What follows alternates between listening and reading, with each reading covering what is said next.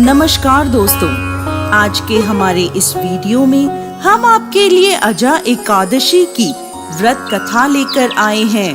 एक समय की बात है, कुंती पुत्र युधिष्ठिर ने श्री कृष्ण से पूछा, हे भगवान, भाद्रपद कृष्ण एकादशी का क्या नाम है? इस व्रत को करने की क्या विधि है? कृपा करके आप मुझे इस व्रत की विधि, कथा और इसका महत्व सुनाइए।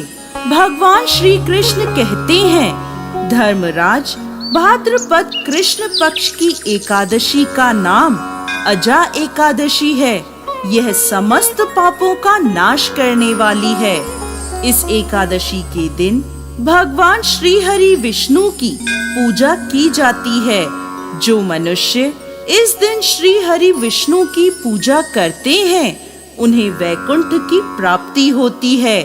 आइए अब मैं आपको अजा एकादशी की व्रत कथा सुनाता हूँ। सत्यवादी हरिश्चंद्र नाम का एक चक्रवर्ती राजा राज्य करता था।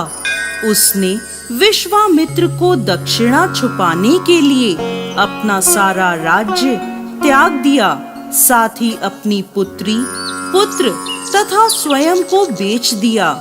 वह राजा चांडाल का दास बनकर सत्य को धारण करता हुआ मृतकों का वस्त्र ग्रहण करता रहा, मगर किसी प्रकार से वह सत्य से विचलित नहीं हुआ।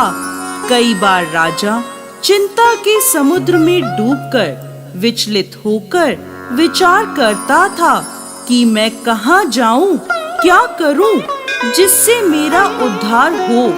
इस प्रकार राजा को कई वर्ष बीत गए।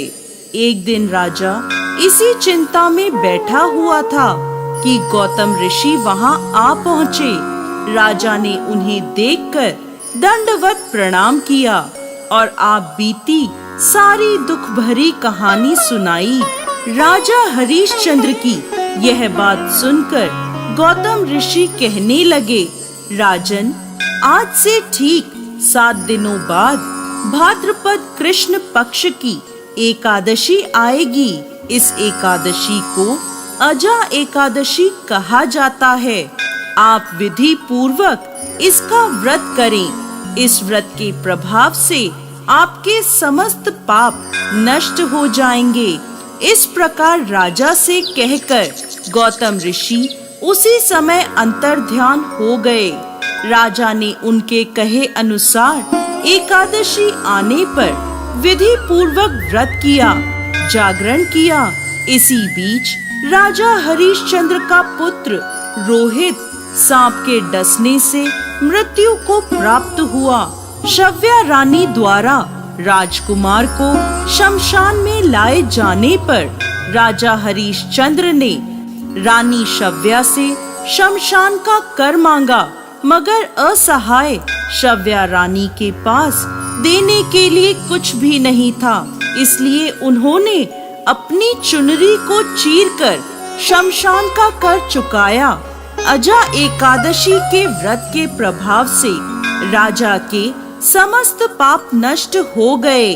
भगवान श्री हरि विष्णु ने साक्षात प्रकट होकर राजा हरिश्चंद्र की प्रशंसा करी और स्वर्ग से बाजे बजने लगे, पुष्पों की वर्षा होने लगी। भगवान की कृपा से राजा का पुत्र जीवित हो गया और एकादशी के व्रत के प्रभाव से राजा को उनका राज्य भी मिल गया।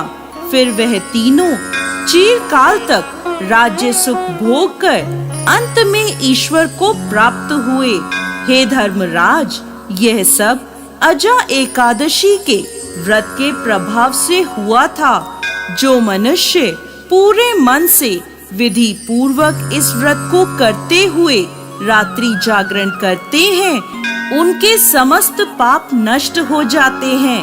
वह सुख समृद्धि से अपना जीवन व्यतीत कर अंत में स्वर्ग लोक को प्राप्त होते हैं। इस एकादशी की कथा को सुनने मात्र से अश्वमेघ यज्ञ का फल प्राप्त होता है। जय श्री हरि विष्णु।